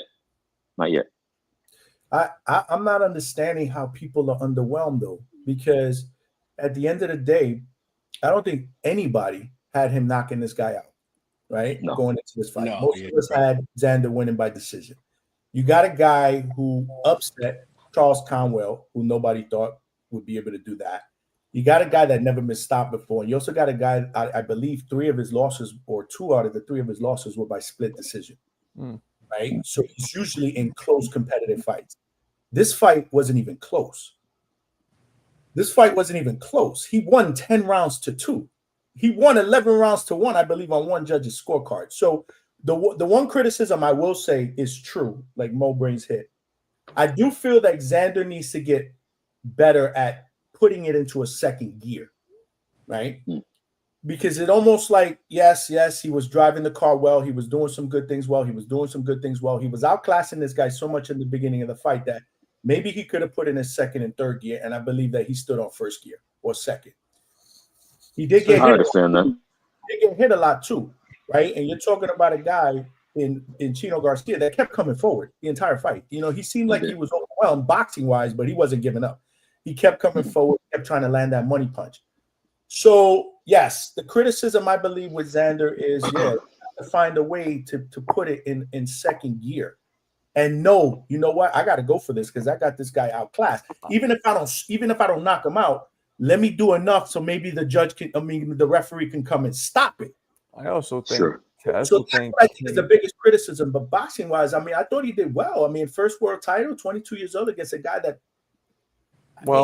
So first off, I think his weight is a problem. He looked sick to me before he rehydrated. When he rehydrated, it looked okay. But before that, his cheeks were sucked in. Yeah, he looked bad. It actually looked concerning to me. I was worried about, like, I was hoping he'd be okay. But when the fight came, I mean, he's 22, so I guess you could bounce back way quicker. But there's no way he's staying at that weight too much longer. He looked. How I put it was, he looked upper middle class, right? And you know what? I take that as a compliment because I think the expectation was so high, right? It wasn't upper class, wasn't wealthy, it wasn't filthy rich. It was upper middle, which is still good. Okay, yeah, it's all right. It was okay, you know. It wasn't grand. It was just all right. He needs to work on showmanship if he's gonna have see, if you have a Floyd style, you need showmanship, right? Floyd was knocking him out at his regular weight. When he got to 154, which was damn near 40 pounds past the weight he came in boxing at, he put on a show. Canelo swung, he ducked, he got the looking in the crowd. Next thing you know, every boxer in the world is trying to look in the crowd after you throw a punch and you miss him. That's the type of thing you need to bring. You need either showmanship or you need to be, there's a few fighters in history that had no showmanship. It was just straight savagery. Sonny Liston, Mike Tyson, George Foreman, Hagler. So you need either straight savagery or you need showmanship mixed with high boxing skill to become a superstar if you're not knocking people the fuck out. Well, Tyson put the sauce on it, the showmanship, later in his career, but initially, it was just all. He was biting people. That's cheating. No. Come on, I'm talking about like the press conferences. I'll eat your children. I'll F you till you love me. All the extras. That's called the mental break. Oh, damn. He was mentally breaking. The eat your children might have been something, but like, I'm a fuck you white boy. He was almost in tears. He was so angry. Remember that? Yeah, he was upset. Like, he was literally in tears. He was so angry. Like, that was a mental break. Well, imagine having Tyson's mindset, his mentality, and his ability, and then someone's talking shit, some skinny reporter that you can't get to. So Yeah, I feel you. Yeah, it's a Brooklyn State. To me, it's a progression, and that's the problem. We want to anoint him a superstar because that's what he's being hyped to be, but he's not a superstar yet. Thank you. I agree. Before you can become a superstar, you need to become a champion in the ring. Right. A champion. Go spit and polish. You have to defend your belt, or you have to fight. Big names. He's on his way to doing that. He's also 22. All these fighters that we talked about were 22 at one point as well, right? So to me, it's a progression. And for 22 years old, for what he's accomplished so far, I mean, I think he's well on his way to possibly becoming one, but I wouldn't call him that. And I think a lot of people are doing that, and they're making all these comparisons to Floyd and all that. That's unfair. Like I had somebody say the other day on the chat on my show, like, well, look at Inoue, look at what Bam. And I'm like, bro, you're comparing him to guys that have already accomplished shit in multiple weight classes, bro. The dude just won a title 5 minutes ago. Yeah, so that's fair. It is. You got a perspective. But but it is fair to say most fighters who are going to be dominant forces at this stage in their career, that would have been put on the table and detected. And with him, it's not. And that's what people are saying. Maybe the weight contributed to him not being able to get the stoppage or hit that second gear, like Johnny said. Like, I'm already drained. You feel me? Maybe. Yeah. That and the fact that he probably didn't want to get clipped. I mean, the dude was punching. He was coming after him. I don't know. Again, I mean, only he would know he's in the ring. But my thing is, if he doesn't become a superstar, okay, but there's plenty of people in the Hall of Fame that aren't superstars. Really, really, really great fighters. Really Hall of Fame is early. Hall of Fame is early. If he accomplishes a lot concerning Puerto Rican boxing, it's a possibility he could get in the Hall of Fame. But right now, saying Hall of Fame off of just he's still young in the game. We don't even want to heap that on his shoulders yet. Give him some time to grow. And then we can say something like that. You know what I'm saying? I was just using an analogy for the future, right? I mean, sometimes it's wishful thinking. Yeah, I feel you, but it's very wishful right now. He's gotta show. Like I said, there's some masterful boxers. Paulie Malignaggi, masterful boxer. Floyd, masterful boxer. There's several masterful boxers that could not get the knockout, but he's got to show that he's got that ability. Even Devin Haney. Look at what Devin Haney has accomplished. Yeah. And then his one loss to Ryan. But he was outboxing everybody. My man Paul Spadafora outbox you in a minute. You got to show masterful boxing. And he's on his way, but we don't jinx him. Don't put that on his shoulders yet. No, looks like Jordan. He's a bust. Don't do that to him. I'm just making a point that even if he doesn't carve out a superstar career, doesn't mean he can't be a guy that's considered to be, one of the best to ever do it, or like a Paul Malignaggi or whatever, like one of those other guys that you said, Spadafora, my man Paul Spadafora. Yeah, for sure. But or my man David Estrada. I'm gonna call David too. I want you to talk to him, Marco. David loved to talk boxing. You know what? Hey, homie, that's clearly on the job. Real quick, how do you pronounce your name? Asar M. Khan. One more time. Asar M. Khan. Asar M. Khan. All right, so what to you? I see you can on the panel the other day. If you want to just use the Greek. Yeah, Johnny, you know what it is, Johnny? Based off of that performance, they think if you and I agree with this. If you throw Zayas in there right now with Sebastian Fundora, Boots, Virgil, he's food, bro. You know what I'm saying? But when I found out he was 22, because I was very harsh on him. When I found out he was 22, I was like, I don't even think he's ready to get thrown in that fire yet. He's not ready. Nah. You know what I'm saying? So as long as they put him in matches to build him up to a fight with Fundora or Boots or Virgil, because he has a lot to improve on, but he's only 22. But right now, he's food for those guys. You know what I'm saying? Based off of that performance. Well, who would you like to see him fight next? Who's an appropriate challenge? I would like to see him fight a guy like. It's tough, right? I'm thinking about it in real time. Throw him in there with Keith Thurman, man. Keith Thurman is like 37. He's in the last chapter of his career. I feel like that'll be a nice test for Zayas. Think it'll be the last time for one time? The last time for one time? That's a good scout for Zayas. One time is still dangerous, though. Yeah, Thurman is dangerous. Listen, give him somebody a little lesser than one time. He needs a climb fight. he needs a Josh Kelly, a Josh Kelly. In if they don't mandate him against Boots, because I'm hearing that may happen now. I would like him to fight Jesus Ramos. Ooh, there you Ramos go. is He can fight. It can sell, especially if that's for first defense in PR. Mexico against Puerto Rico, it'll sell, at least over there. So those are the two, unless you put him in against one of the 9, 10, 11 ranked guys down there, which again, if he walks over one of those guys, he's not going to get the proper credit, right? So I'm trying to find a medium here. Somebody put Brian Mendoza in the chat. Yeah, I think Ramos is dangerous. That may not be I don't know if he's ready. Mendoza can punch. Mendoza can, somebody that he can, they can put him up against. So there's some people out there. There's some people. I wouldn't put him in there against Fundora or Bakram or Boots just yet either. Right. Yeah. But no, 154 is deep. 154 is deep enough that you could make the right matchup. I was just thinking about names in real time. I like Ramos. 154 is deep like giant pussy. There's nothing but sharks in that water. It's infested. Yeah. We'll tell you, if he moves up to 160, there's a better chance for him to make more of a name for himself, because right now 160 lacks like the all that name recognition, right? Like there's somebody other than Carlos Adames really or Janabek. It lacks that name of somebody that can take over that division. And maybe that could be the division for him, especially if you say that he looks sucked in. Who knows? Exactly. Good point. That's what I think he needs to go across the pond so he can build. See, if you go across the pond, you're going to build your name just because you're winning. And if you're winning, you're fine across the pond because you're beating guys that they think are tough and you're getting more money anyway. So I would like him to go across the pond, put some hands on them over there so that his pedigree grows and his amount of wins are heaped up.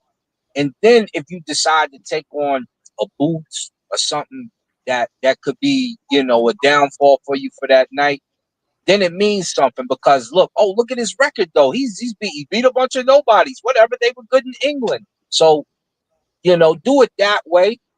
Get your name right. After you get your name right and some money behind you, then step in there and put it on the line against somebody crazy. Right now he has a title, but it's not a sought after title. So you can go take a bunch of bums or a bunch of, I don't call them bums. I just call them guys who are not as savvy, and start to build your pedigree, build your name.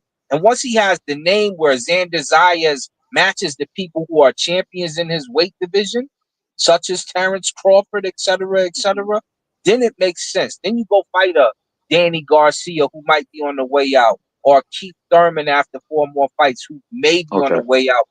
You know what I'm saying? We have a question from Yayin the Samurai to Jonathan Menendez. I don't know what is real. Johnny. Menendez. No, Menendez I brothers. just got mad racist. I just said Johnny Menendez. It sounds Puerto Rican. My bad. Ortiz, whatever it is. What do you think to Yayin's question? I would like it, except right now it's almost a done deal that Lubin is going to be fighting against Bakram for that 154 pounds. Ooh. That was so that fight against his last fight in Kissimmee against Arjun Holmes. Has Bakram fought since he beat Zoo? No. And I'll tell you one thing, guys. I've seen Bakram's other fights. He doesn't really look like that. So he's gonna be So Lubin right now, from what I'm hearing from people closer, that's almost a done deal. That's almost a done deal. They're looking at dates and things. But what did Zayas win? The WBO, or which one was it? IBF. Yeah. That's the IBF strap. So that's off the table, but that would be, that would have been a good one. I would like to see him fight the winner of that. That would make sense.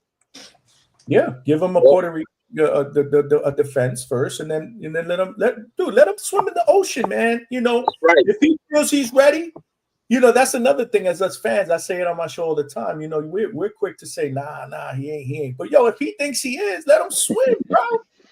Like let him. I don't know. That's how. It's not a loss unless you don't learn from it. It's a lesson, man. That's true, but it's called saving a fighter from himself. See, he's marketable, and he's going to have Puerto Rico behind him with a bunch of wins. Send him across the pond, go get those wins, and then have a big fight in Puerto Rico with a decent, like a Lubin, build him up. And then if he's really ready, let him take that giant step and get some money behind it. Don't, especially with what Turkey's about to do to boxing. There's a lot of predators at 154. So exactly. Yeah. So marks, man. That being said, I agree with Asar. Like at first, I thought he was tripping, but okay, yeah. I mean, get some experience overseas, cool. I thought you were saying come right back after that and fight a Boots, but no, you were saying like the medium guys, you know, the B guys, fucking not to no disrespect, but a one time on his way out or somebody like that, and then get the big fight. I feel that. Mel William, protect what's his name? William. You said let one him of the fight. Williams over in London. Yeah, one of them dudes. Disrespecting fighters, man. One of the Williams. Champion, bro. Hold on, one at a time, guys. One at a time, guys. No, we want to bring him along gracefully. It's not protection. Johnny, what'd you say? Gracefully. What'd you say, Johnny? I said, first of all, bum. That's kind of cap. But how do we want to protect him? When I just said, if he feels he's ready, let him swim in the ocean. That's not protecting him. We just don't want to set him back. It might take longer to bounce back from that than to just build it slowly. Let the crock pot, let the crock pot cook. Let the crock pot do his thing. To the man's credit, last year, when Virgil was looking for an opponent for that Riyadh card in February, Xander Zayas raised his hand and said, I'll take the challenge. Right? They didn't pick him. They picked Madrimov, but he raised his hand. Fundura's last fight, he was there in Vegas. He said, I'm the mandatory. I'm next. I want that shot at the WBO title that you have. Obviously, Fundora vacated, went to fight Tim Tszyu instead, which opened up the door for this. So to his credit, he's wanted the big fights. I interviewed him in October, and I remember I asked him, I said, when do you feel like you're going to be ready for a title or to potentially – and he didn't even let me finish when he said, I'm ready now. This was the – all right. Man, you can't fault the brother. Like we live in a day and age now where if dudes don't want the smoke, we criticize them. Dudes want the smoke, we criticize them. Because again, that's the confidence. I'm not criticizing. It's just the confidence of a young man. Like, yeah, I feel immortal. We all been there. You feel me? I could do anything. Maybe not. Realize it because there's a lot of fans. Not to you, nothing personal to anybody. I'm just saying in general. We hear it. We all hear it. I read the social media. It's like, damn, like which one is it, bro? True. Now, Johnny, I gotta be honest with you, man. Gotta be honest with you. I didn't even know who Rohan Palanco was until I went on your channel, right? So I seen Palanco doing interviews, calling out my boy Devin Haney, saying he's scared of him. So I said, okay, let me watch him fight. This is my first time watching him fight. Right. I wasn't impressed at all, bro. Ooh, I didn't see a good jab. Defense was bad. The only thing I'll give him is he was aggressive. And he was forcing Randall to go backwards for a majority of the fight. I'll give him that. But I didn't see no power. And I honestly think it looks like he should be fighting at 140, bro, instead of 147. Like, I didn't see any power. I didn't see anything special about Palanco besides the fact that he was aggressive. He was talking shit during the fight. I seen him talking shit to Randall. But I will say this, Johnny. Once I found out that Randall fought Norman Jr., I'm like, okay, he was in there with a guy that was obviously more experienced than him. You know what I'm saying? But what did you think about his performance? No, there's been a lot of. I had Coach Bermuda as his trainer, right? He's on the channel almost every night, right? So he's taken some heat from the last few nights, and hey, listen. The only thing I'll tell you is this, man. He won the fight convincingly, right? Again, another guy who depending on who you ask, either lost a round or didn't lose any.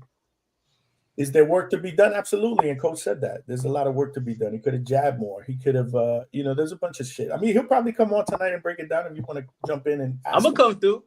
And check it out. He jumps on almost every night at some point. Like, he's a vampire. The dude don't sleep. You think I get 4 hours. I don't even think this guy gets 2 hours. Anyway. Coach is cool, man. He's cool. Nah, he cool. He cool. And he'll take it. Here you go, fellas. How is a Blair to Flair Xander Zayas fight, Sam? He doesn't fight at 154. He's fighting. Yeah, you think he'd have to move up? Blair moving up? He would move up. He would.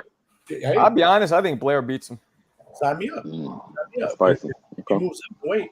But to answer your question, Stay, he was fighting a dude that nobody has really realistically looked good against. Yeah, see, I didn't know that. Like once I found that out, I was like, okay, let me be more. Let me not be as harsh on Palanco like I was, because I ethered him, bro. I'm not gonna lie. I came on Marco's channel and ethered the dude, bro. Me and Mo Brains. There was a lot of people that did. And this is why I've told Coach. And he disagrees with me. I've said it. Because they he wants to fight Brian Norman Jr. Oh, Johnny, right? Johnny, I'm gonna be honest with Coach, I'm like, Coach, I don't know if your boy is ready for that, man. Like, now you want to spin the narrative the other way. Johnny, Zayas is one listen, way. Okay. Johnny, you know you're my guy, bro. I fuck with you, bro. Stay wavy, I fuck with you. But right now, I don't see him beating Barrios. I don't see Palanco beating a 46-year-old Manny Pacquiao. I don't see him beating Devin Haney. I don't see him beating Norman Jr. I'm trying to think who I can see him beating at 147, bro. Like I'm trying. Well, let's talk about Ryan and Rolly. Let's talk about Ryan. Maybe and Rolly. Broner. He ain't beating Blair, bro. He's not beating Blair. Maybe Broner. Maybe he beats Broner. Come on. Broner ain't active anymore, man. Broner's finished. We got a fellow Boricua in the room, and I want to know what Lo. He said Broner. What Lo thinks about Zayas. Lo, what you think about Zayas? Xander Zayas has good fundamentals. He's still learning. He's being moved up slowly, but now he's a world champion. But if he had Edgar Berlanga's punching power, he would definitely be the it factor. I think he's in a division that's very deep. I don't want to speak. I don't want to say he's not going to be the man up there. But come on, you in there in the division where Bud Crawford might be at, Virgil Ortiz, Sebastian Fundura, Bachman. Bud Crawford. So when Canelo's gonna beat him back to 154 for retiring. Get the fuck out of here! Hey, put a rack on it. Put a rack on it. We say go beat him back down. Put a ring on it. Now you got to put a rack on it. But I mean, what I will say is this: let's stop this shit. The best fighter from Puerto Rico right now is Subriel Matias. That's the bottom line. The man's a two-time champion. The man is a two-time champion. Hold on. The man is a two-time champion and arguably the best division in boxing besides 154. And he has the best win that any current Puerto Rican has. Not a Puerto Rican American or half Puerto Rican, because in reality, by blood, El Shakur El Bodi is really the best Puerto Rican fighter, but he's not Puerto Rican by culture. So we're talking about Puerto Ricans by culture. Subriel Matias is the best Puerto Rican fighter. That's what we got to live with right now. Hold on, Lo, you got to say it right. It's Subriel. What you got, Johnny? Johnny, what you got? Subriel. There you go. Some Boricua violence right now. What you got, Johnny? He said Subriel Matias. He seems to forget who Oscar Collazo is. No. He's a good little fighter. But Subriel Matias got the better win out of any fighter right now. Him beating Alberto Puello, whether you want to say it's controversy or not, is a better win than any active Puerto Rican fighter right now. Subriel Matias is our Antonio Margarito minus the hand wraps. Because that's what he reminds me. Hey, yeah, you got to put that in there. He's a black Antonio Margarito. That's what he is. A black Puerto Rican Margarito. He come forward, not flashy to look at, hits you, doesn't mind taking a shot. He's like a locomotive, in the words of Marco. Yeah, Marco, what did Matias say? Teofimo pussy. Can I ask one question too, though? There he goes. Haney, chico. Can I ask one question? He stepped to Hitches too this weekend, right? He stepped to Hitches. Yeah, but they're the a little more respectful, that, bro. Go ahead, Yayan. Yeah, I want to ask Lo. You see this T.O. Shakur fight finna happen? What you think about that? What you think? That's a 50. That's a 50-50 fight, and I'm gonna tell you why. Yes, listen. Don't let emotions get in. Don't let emotions get in. I know the world hates T.O., but we can't deny that when he's on his A game, he's a bad mamma jammer. So I'm gonna tell you right now. Shakur doesn't like. This is my case for T.O. winning. Shakur gets shy against speed and power. He doesn't move like Fernell Whitaker. He just jumps back. He doesn't split punches well. He just jumps back. Against T.O., if he takes a hard right hand to the body, he might get too defensive for his own good and run himself into a decision loss. Or if he stays in the ring and tries to go counter for counter with Teo, he might lose that as well because Teo has the best fast twitch move in boxing. And before you talk about, oh, Teo hasn't knocked out anybody at 140, exactly, against guys that are naturally 140 counters. You put Teo in there with a guy coming up from 135 where he was at, his power is going to have the same effect as it did before. Now, my case for Shakur, if Shakur can settle down and trust his defense, like my boy Hamza would say, and just move just enough to get out the way and still be able to get some counters off rather than jump out the way, he could possibly win that fight. It's a 50-50 fight. But before we get mad at Teo because of what he says, let's talk about Teo the fighter. Teo the fighter on his A game beats anybody between 135 and 140 and possibly 147 with the exception of Javon Ennis, who's not there no more. That's just my opinion. You know, it's crazy. I think kind of agree. Real quick, Yang, I'm gonna let you respond, but come on, Norman, Teofimo over Norman, fuck that. Yeah, why not? Why not? We're talking about a once in a lifetime generational talent against a very good solid fighter. Devin Haney might have a good chance, and I'm thinking Norman.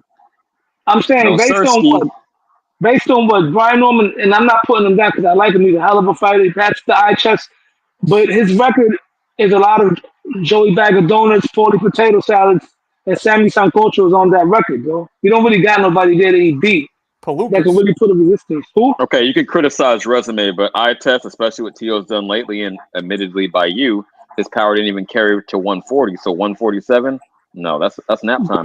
Teo doesn't need power. He doesn't need power to beat guys. He's transformed himself into a slick boxer. See, when you move up in weight, you got to make adjustments to your style. Marco will tell you because he boxed before. Whenever you move up in weight, if you was a bulldog, you can't move up being a bulldog. Example, Subaru Matias was to try to move up in weight class, he would get smashed at 147. But when let me get this straight. Let me get this straight real quick. So you're saying that Teo has improved his boxing skills enough to offset his lack of power moving up. So he's that much better at boxing? His power's not lacking. His power's getting people respect still because Arnold Barboza wasn't letting his hands go as much as he should have. They felt something. Jermaine Ortiz ran for his life for a reason. You know what I'm saying? He's not getting them. Again, to be concise, I appreciate the explanation. You know your shit. He didn't turn into Porter. Yeah, Teo didn't turn into a Porter about has his boxing improved enough now that he can't really stop people or hurt his. Okay, absolutely. I disagree. That's where we disagree. That's it. Yeah, we have opinions. If we look at what he did with the guy he fought, right? His defense improved.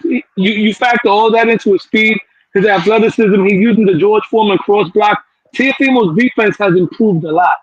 I think Teo can box enough to beat a lot of them guys, bro. Remember, we're not. Johnny's laughing at you, Lo. Johnny's Puerto Rican. I hope we get to see it, homie. Let me respond real quick. Way too much for my tasting, bro. He bruises like I don't know about defense, man. Yeah, that's one thing I say about Teo. He said his defense improved. I just don't see it, me personally. But I said that fight, him versus Shakur, I think that's 60-40 Shakur in my opinion. But I can see it being 50-50 because, and I will say this about Teo, when he fights the level of competition he's supposed to fight, he does bring his A game. So I can see it being 50-50 as well. But me personally, I got a 60-40 Shakur. Listen, I respect it. Like I said, that's a great fight. That's why we want to see these kind of fights. When you got guys like you that say Shakur is going to win, you got guys like me that said it's 50-50. It's a great fight. It's not going to happen, though. Unfortunately. No, it's not going to happen. Feels blackboard. He's fighting Josue Vargas and on the Disney Channel. Thanks to Chuck Yadowski blackboard on the Disney Channel. Yeah. Who's he fighting next? The rumor names they said for Teo is Elvis Rodriguez, Josue Vargas, Kurt Scooby, or Dakota Linger. I honestly think Shakur can make that fight happen. I think he could probably convince Turkey to make that fight happen. Yeah, I'm just trolling, guys. I'm just trolling. Who's the A-side? It's will Teo take the fight? That's a good point. That's a good point. You know. Well, believe it or not, touch up on that. Turkey freezing him out right now for the meantime could be a blessing in disguise for Teo because let's say Turkey eventually decides to throw him a bone. Right now, Teo's gonna realize, wait a minute, I turned down a lot of fights, even though he fought some guys. The problem with him, is that he fights the guys that he wants to fight, but he don't fight the guys that want to fight him. So with that being said, with Turkey freezing him out, he got to realize that there's no other options. There's no other options. And the thing with him not having no options, he fights down to the level of his competition. So if you put him in there with guys that are low level, now you at risk of him either losing or having a bad performance. So he's better off fighting the elite guys. So if Turkey throws him a bone, he might come back around and say, you know what? Let me fight Brian Norman. Let me fight Shakur because I'm gonna get more money over here. And that's how it is, man. Shit.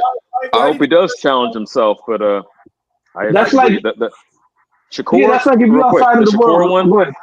The Shakur one, I'm like in between you and it's splitting hairs, but I'd say 55-45. I do respect his skill, and it depends on how they choose to play it. Like Shakur is normal style, moving more. That could be problematic. I do agree if he tries to do what he did against old boy last week, then Shakur is putting himself at unnecessary risk. But I think that was a one-time thing, him trying to make a statement, just like Devin, just trying to get the victory against Ramirez by any means necessary. But I don't think Shakur is going to stand in front of a dangerous puncher like Teo. Even that, I say he doesn't carry the power, but he can still hurt you. I respect that. But yeah, I'm 55-45 with that one, Shakur. But no, it'd be a great fight to see. I hope he starts making the big fights because we ain't seen this shit in a while. Hey, shout out to Teo. Shout out to Teo for volunteering to be the first slick black fighter that Shakur's ever faced or has ever wanted to face. So I disagree with CJ. I think it's a 50-50 fight, and I think I said 55-45. That's a disagreement. You got it. Yeah, I disagree. Well, you're cutting hairs. I'm going to cut hairs the other way. I think Teo's athleticism and his slickness and what boxing skill he does have could carry him to outbox Shakur, because I don't think Shakur's ever fought or ever wanted to fight someone that athletic to his own detriment. And they both have something in common that a lot of fighters today have in common. Neither one of them have shown that they know how to cut the ring off effectively. So that will be an interesting fight. If believe it or not, if Teo can get off a big shot and then go on the back foot and let Shakur come to him, we might see Teo outbox him as well. It doesn't matter who comes first, because both of them don't know how to cut the ring off. Both of them are great counterpunchers. Teo's more explosive, more athletic, a little bit faster, has more power. Shakur is better defensively as far as response. He's better. He has better defensively responsible than Teo. Shakur, I'll give him that. He got better defense, period, bro. That's just a fact. True.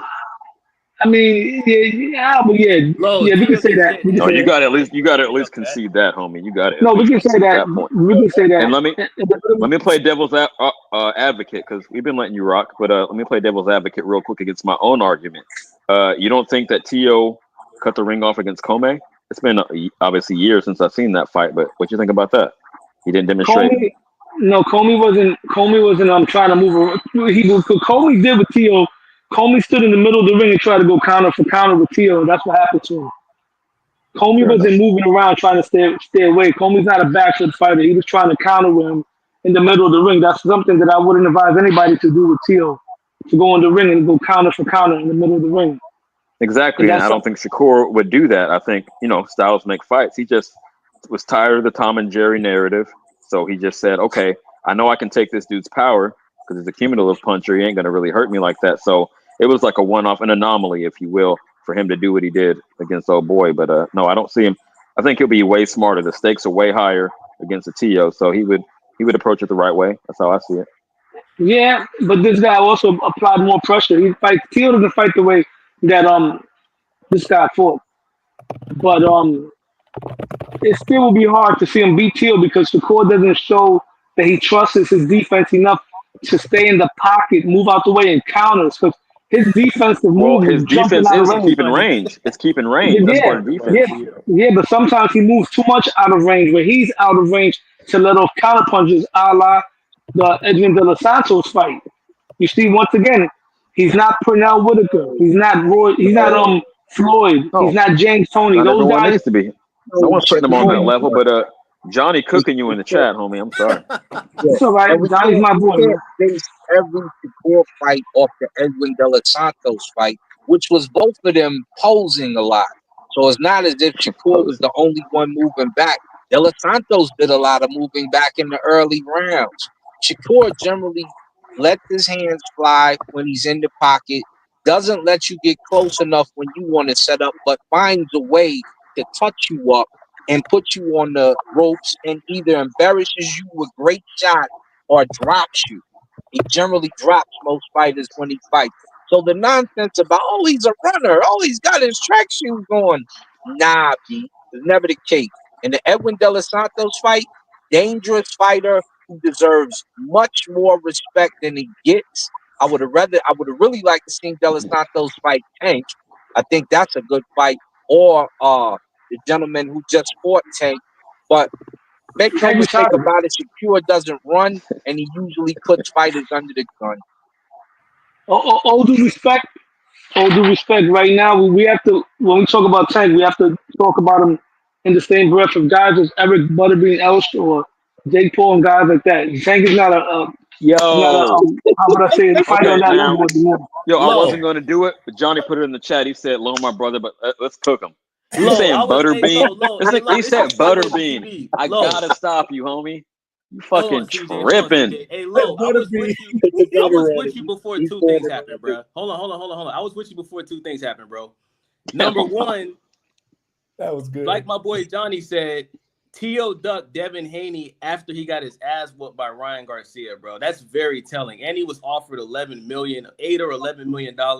That's a red flag. Number two, we gotta give credit to Shakur's performance against William Cepeda, bro. Like, he stood in the fire and he put on a masterclass performance against a guy that's broken records for throwing punches in a round, bro. So those two things, you got to give the edge to Shakur, in my opinion, bro. I wouldn't say masterclass, but other than that, I'm on the same page with you. Oh, man, what? No, anyways, be hating on Shakur, but okay. Masterclass is wild, bro. Bottom line, like I said, and I agree with you.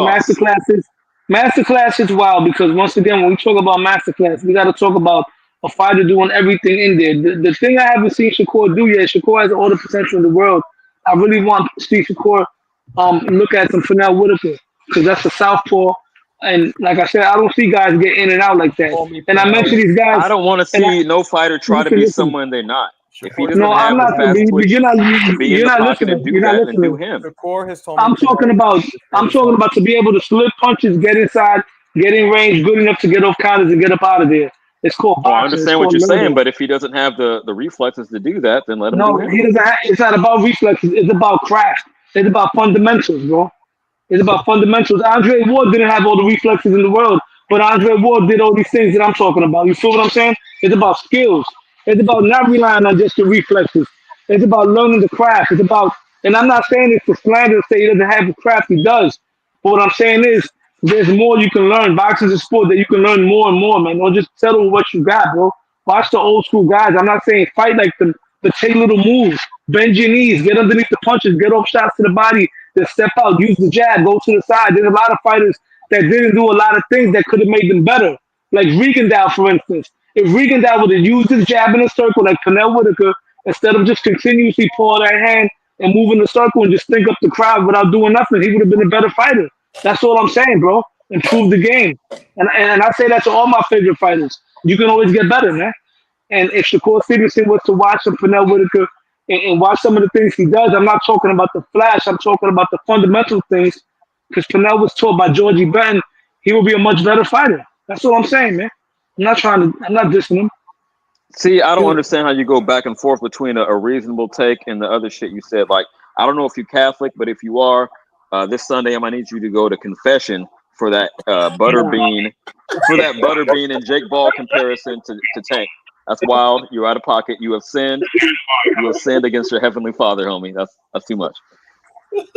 Now, I want to ask Marco, what you say about Shakur? I said that I'm not muted. Okay, I said that Shakur had told me that Pernell is his favorite fighter to watch, to study. So okay, that's very telling. Listen, guys, I'm gonna wrap it up. We're having fun, but I gotta go. Peace out. But we will be back tonight. John, you going live at 9? Yes, sir. All right. Well, I'm gonna go live around 10:30, so maybe you'll be done. If not, whatever. But either or. We'll catch each other later, guys. All right. All right, salute everybody. Peace. Peace, man.